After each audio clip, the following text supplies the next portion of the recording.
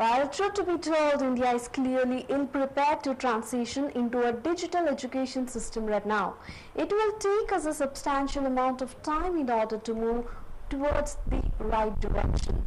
Well, to push for this change with the limited time and resources that we have, it is very unjust. We need to take a step back and re-evaluate on how to deal with the current scenario. Well, joining us, we have Ayush from the Student Union leader of Hyderabad. Let's connect to him to know what are the challenges of a student to present online classes. Well, hello Ayush. Ayush, what are the challenges that do students face while attending online classes?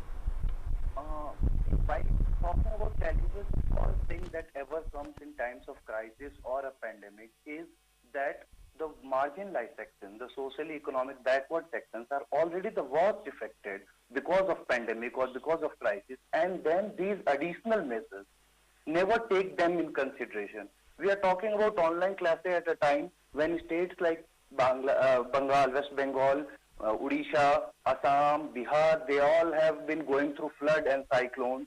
Jammu and Kashmir does not have proper internet connection since 1 year, since abrogation was passed of Article 370 in Jammu and Kashmir. Are we excluding them out of them? Secondly, important question is the gender aspect of this whole online classes. If we look into studies, UN and also National Commission of Women have told about the exponential rise in the cases of domestic violence under lockdown itself. Even if you look at the accessibility of phone and internet, when India stands at the second largest users of internet and phone devices and connectivity, 16% of women have internet and mobile connections. At this condition, who are going to be the most marginalized or who are going to be left out of all this planning? Those who already had limited access to education. Education cannot be and should not be seen as a privilege, but it is a right, and right has to be ensured to all the individuals by the state. And if it is not done so, it is exclusionary and it is discriminatory in its nature, which is being now taken as in a hue and cry of being going online and digital India and whatever the name can be. But at the ground level, what are the consequences of these for those students who will not be able to be part of it? They will be going through double marginalization. And this discrimination is very much in the structure of online education and online debate. That is one biggest concern today. Secondly, if we look at it, that the whole claim of online education, we know that how poorly, how badly are family managing in this crisis due to salary cut-off, half salary, job loss, and all these factors. In these times, how are the parents are going to afford the cost of education of their children? That will not only create stress on students, but will also have an additional burden on the students of their families, seeing the emotional and psychological trauma that their family is going. Since long, this country has forgotten the crisis and the suffering of their farmers, and now in the line are students who are being subjected without any consideration by universities, by institutes, of how they are going to take it up. These are the challenges that the state needs to address before going towards any blueprint of online education and its functionality.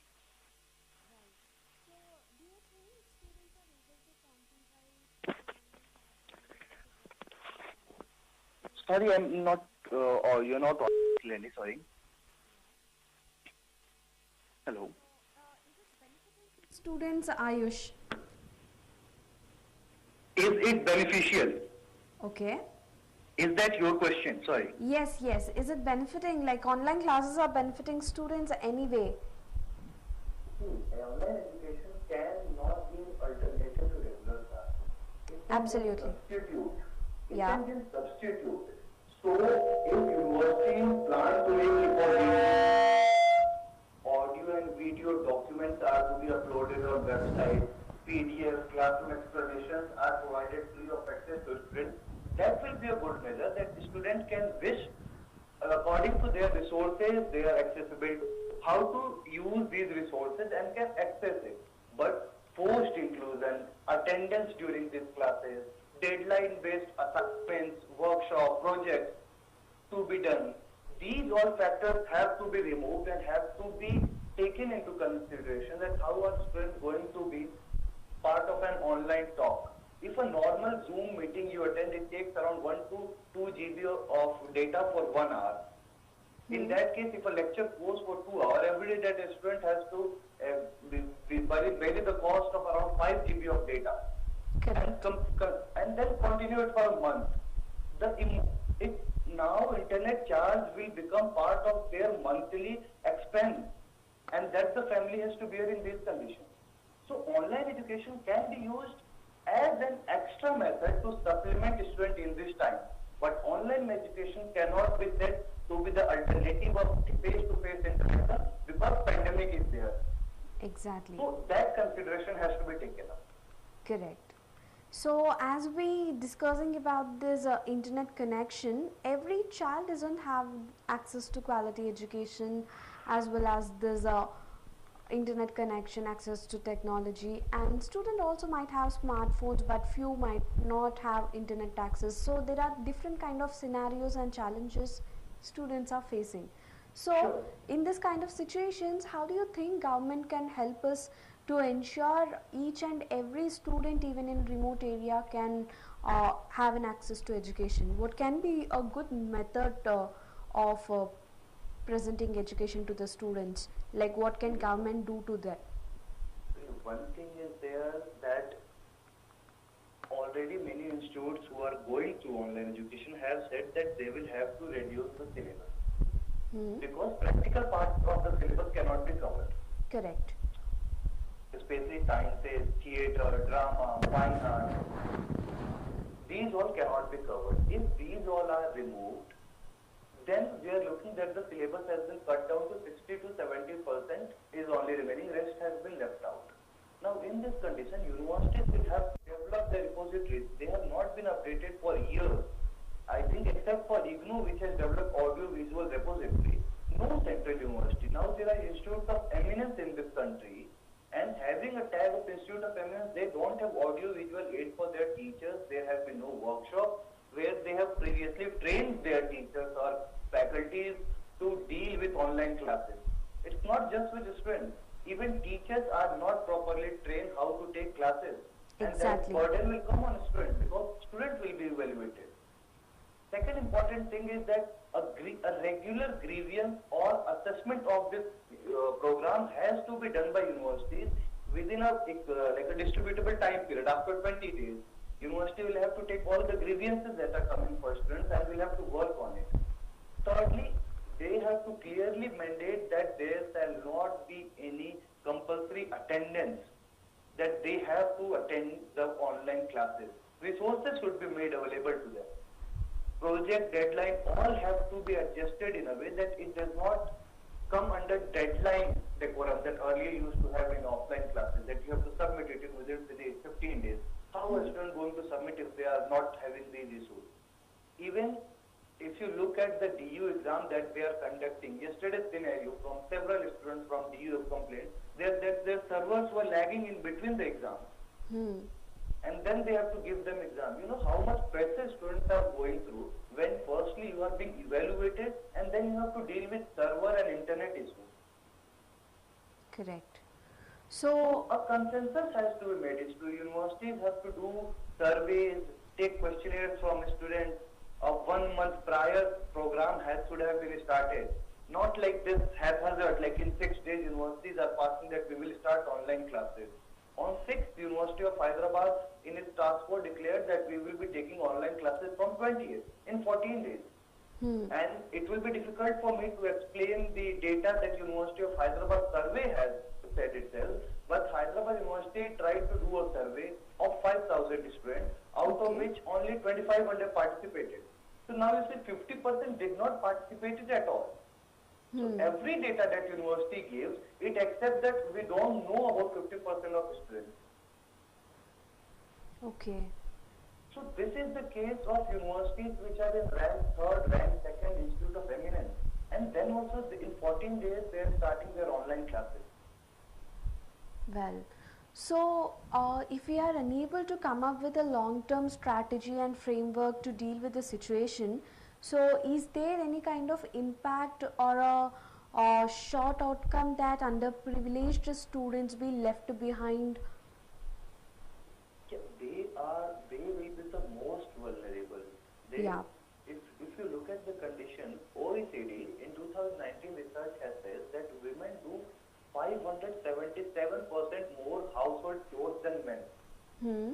Now put this situation during lockdown. If a family has a phone or a laptop, and looking at the patriarchal setup of our society, what do you think who gets the access of these resources at priority? The male member of the family. The burden that the women and female students have to take during this period due to responsibility in their household work, because firstly their economy has been hit, their family expense is hard to manage, and then they have to take bearing of this thing. Secondly, of the socially and economically marginalized section, there are around 1200 students in our University of Hyderabad who apply for fellowship because they are of lower economic background.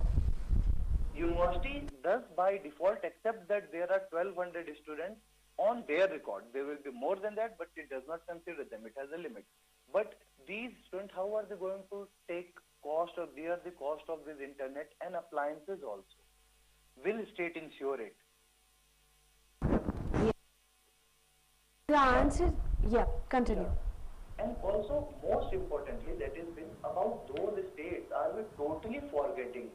In University of Hyderabad, there are more than 100 to 200 students who are studying here from Jammu and Kashmir.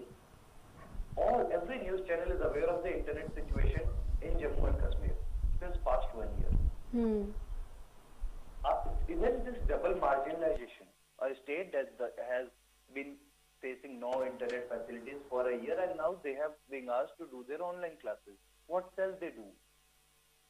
There is even state can't say or take any responsibilities over here because it's their doing. In case of Assam, we have seen how Bengal and Orissa were devastated due to Amphan cyclone. People are still building their houses and they don't have places to live. And in that condition, we are talking about online classes for that families and students from that families. Ayush, on the same, yes. So Yeah. here I have a thing to say, like when we, as of since the month of March, the government had something called as midday meal and some other programs which they used to spend a lot of amount to ensure that students attend schools and classes.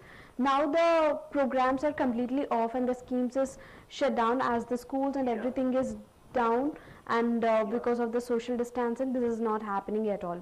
So with that, at least the government have saved at least 30 to 40% of the budget which they used to spend for in every academic year on a school. So yeah, with that, can the government be able to provide little gadgets like tabs to the student to ensure that they attend online classes? Yeah, they should take that initiative. That is the most preferable thing that the initiative should have been taken. You remember when Narendra Modi, the Prime Minister of India, allocated the budget to deal with coronavirus? There was no discussion of how much of that part is going to be given to students. Several student organizations and unions have declared that they give some monetary benefit or monetary provisions to students. Now, even if you look at universities, when students are their home, universities are charging their semester registration fee, which includes charges of facilities like library, sports, computer lab, room rent. Why are you taking all these?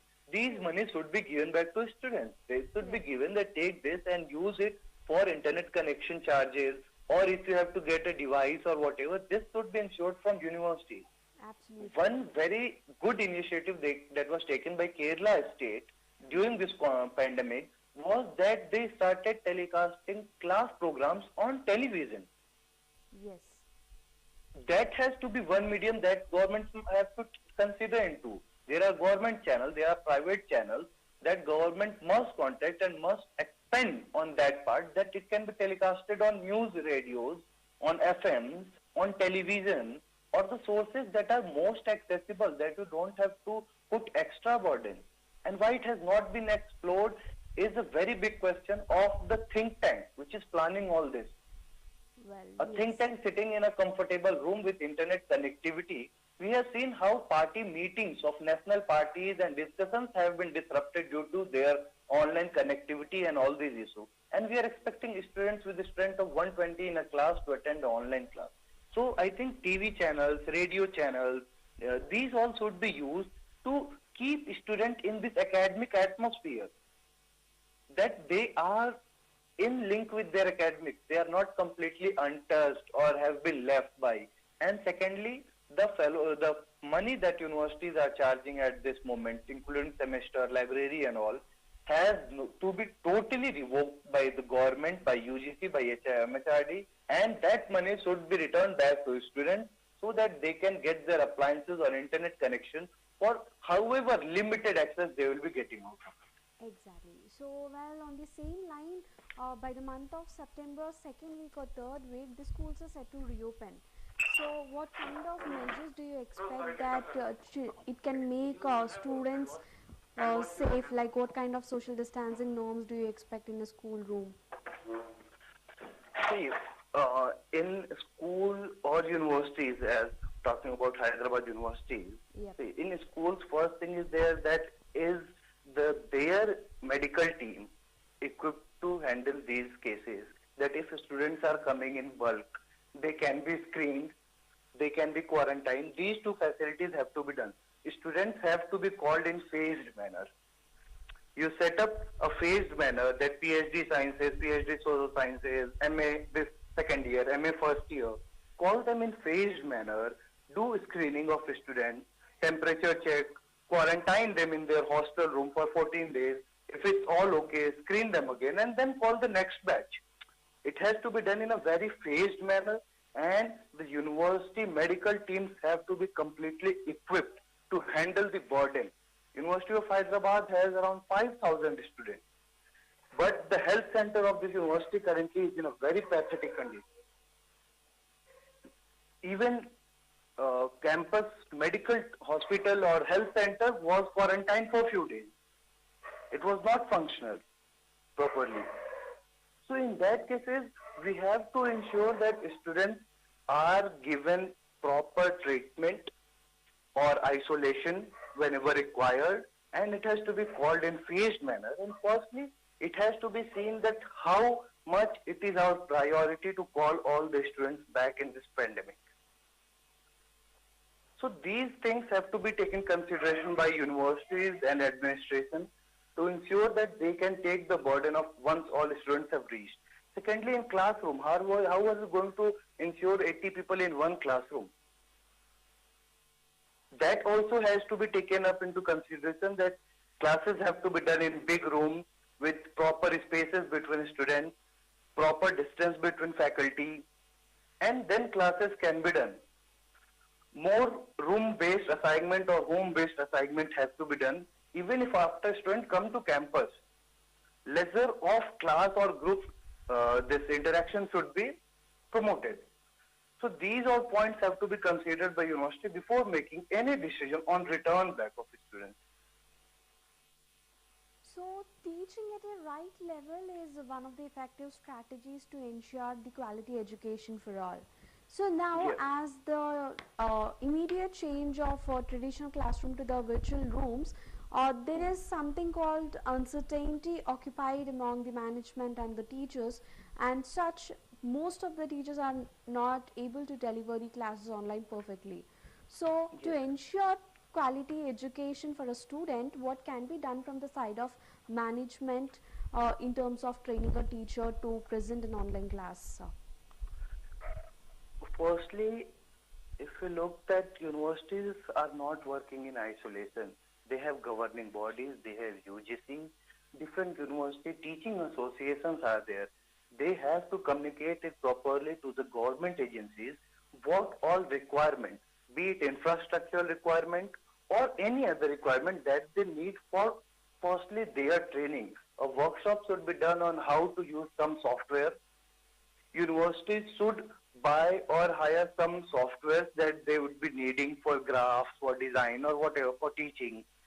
And it has to be held on Zoom or whatever medium now they have been using to firstly take a 14 days, 20 days training for teachers. Teachers now have to adapt to these mixed mediums. It is true that they will have to adapt and they will have to make their work on these mediums. But firstly, they themselves make this training. And management have to do that they are trained properly. There are several free source softwares which university have to use or will have to use to ensure that their teachers are firstly equipped with it.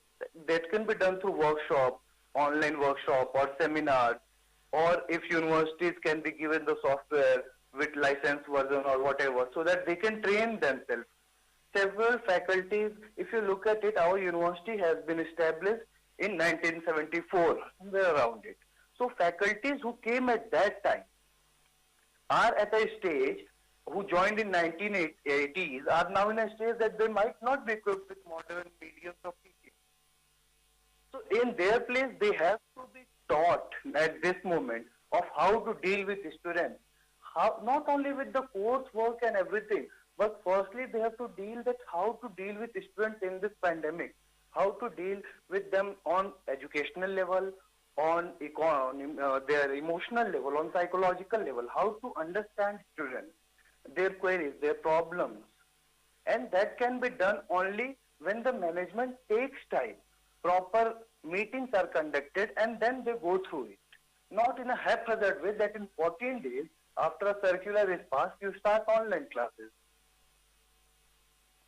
So that is one thing that I think that faculties first have to train of different software, different tools that can be used in online education, how to communicate it to students, and how to be approachable to these students through whatever medium that a student has.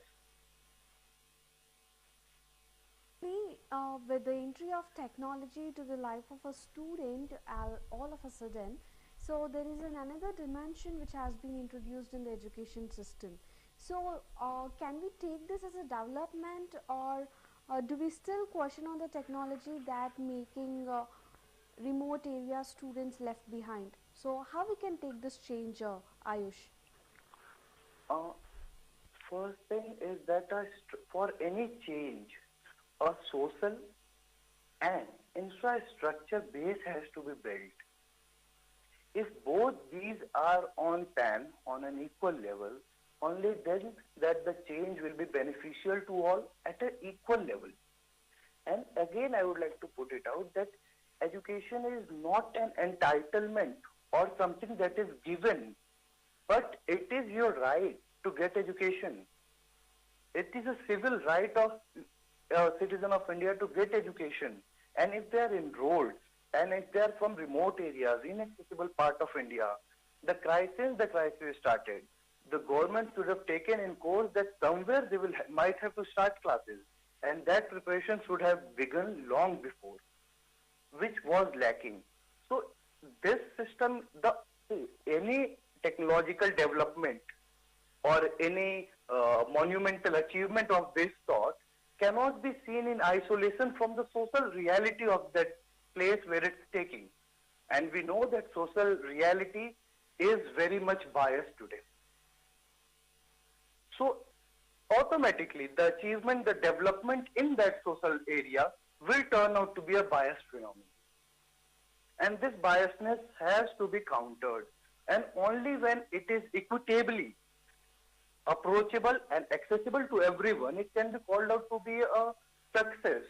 Or else, the success of one section will overshadow the failure and loss of the other section of the society, and they will again be marginalized from these areas. So I think this technological development that we're talking about can be appreciated, can be said to be a good achievement only in case when it is accessible and approachable to a very large section of society, and they are able to make use of it. That I would like to say for the technological part that we are talking about, that celebration of this achievement can be talked only when everybody can claim that, yeah, they are able to use it. These resources are accessible to them. Because See, resources, if we are talking about using resources to empower, only when you have resources doesn't make you empowered. Only when you have decision how to use it, when to use it, the decision making, if it is with you, then you can be called to be an empowered person who has the resource and is empowered to use it, which is lacking in case of a very large section of the society, especially socially marginalized, economically marginalized sections, women population of this country, queer, LGBTQ students. All these are facing these challenges in today's time. So that has to be addressed. If we are talking about an urban, upper class and upper caste person who has limited resources, but even though they have, even might they have limited resources, but due to their social reality, they are able to use it, then we are not talking about and just an equal technological development. In no way. Same line, making digital infrastructure more accessible to the students, how long will India take to develop it into a way where it can provide complete digital infrastructure to each and every student, and what can be done by India? Regarding the time that you are saying, how much time will it take? Yes, how much it will take? Yeah, I think as an anthropologist and as from social sciences, I think I will not be capable enough to comment on that aspect. A think tank with survey-based study can depict that how it has been done in different countries, how it is not similar in our country, and what other measures have to be taken. But the question that how to assure or how India has to take it forward, first thing that has to be addressed is the structural violence. I am quoting here the term structural violence used by an academician, Johan Galtung, who says that the structure has violence imbibed in itself. By its nature, it violates the rights of people. And that is what has to be addressed first. That you need not see any structure, any development as a neutral thing. No development is neutral. It always, in its true nature, biases toward one section of the society. That biasness has to be questioned first. Every time a pandemic, a crisis is being dealt, the first priority of government should be how to first ensure the minimum and civil constitutional right of these sections who have been marginalized for a very long time period. So that has to be first priority moving towards it. Correct. You remember ASA workers are the ground working part of this pandemic. We all have applauded, we all have banged our thalis, but they are now in Delhi protesting for their security, for their rights. So how are we going to address it? That is a question that has been the first question while dealing with the pandemic there. And in education section, the first question is how are we going to firstly address all the queries of the marginalized section. That can be done by representation of different sections of society in the decision making, direct interaction with students, no one-way digital conference where one person speaks and tells about the highlights of the program, but a direct and critical discussion with students, with faculty, with higher decision making bodies. And it should ensure that there is equal representation from different sections of the society. And then decisions have to be made. Thanks for joining us today, and if you have any last word to convey to your student to ensure their quality education on a regular basis. One thing is there that it should be informed to students from our side also, and I think universities and administrations should take it, that they should make assure that their students are not going to face double marginalization at educational level and also at psychological and emotional and mental level. That has to be assured. Second demand is that universities at the priority should start a way of online or in document format to address the emotional and psychological stress that students are going through. That has to be ensured. Their queries have to be responded and they have to be brought in discussion. We know that this pandemic has caused a lot, it still is, but to make people feel that they are part of something, be it their academia, be it their government, is what assures that they will be ensured a basic facility, a basic right that they are entitled to, and that universities and administration should assure at any cost. Well, thank you so much, Ayush. I hope we'll get back to you in another show and another episode on another topic. Oh, Thank you. thanks a lot. Thank you. The need of the hour is to ensure that while no child is left behind, they are also not pressured to subscribe to one type of learning. It is the responsibility of everyone in the education system to innovate and reach every student at their learning level in the mode most available to them. And this will also help us create an equitable ecosystem where every child learns and education becomes a true fundamental right. Well, this is the School Scan with me, Vasavi Kaleru. Stay tuned to CVR English for a lot more educational updates.